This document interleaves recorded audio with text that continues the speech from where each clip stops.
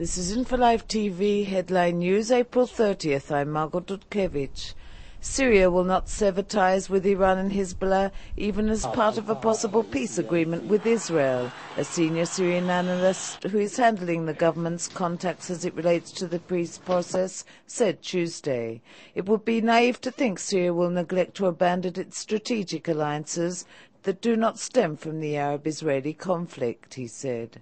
If Israel has 200 nuclear warheads, the Palestinian people have 200,000 suicide bombers waiting to blow themselves up in the presence of Zionists and be martyred, Hamas leader Mahmoud al-Zahar said Tuesday.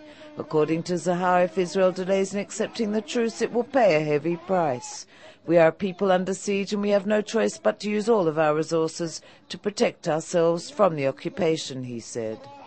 Israel and the idea for the answer to the Holocaust, said Chief of General Staff Lieutenant General Gabi Ashkenazi, while visiting the Warsaw bunker where Mordechai Analevich and his men led the 1944 uprising against the Nazis. The central story of the Warsaw Ghetto is a story of the utmost importance for IDF combat soldiers, and therefore we've come to pay our respects and salute these heroes, Ashkenazi said. Prime Minister Olmert hinted to Sderot Meili Moyal on Tuesday that a wide-scale ground operation in Gaza may not be long off. At a meeting between the two to discuss the ongoing Qassam rocket barrages, Moyal asked the Prime Minister how Israel intends to deal with the rocket fire, taking into account that the situation has caused thousands to flee from the town. Olmert said the security forces operate around the clock and told Moyal that important decisions would be made soon. The Tourism and Transportation Ministries are working towards closing Jerusalem's Old City to transport, both private and public. The change is designed to remove traffic congestion and make visiting the Old City a more pleasant experience.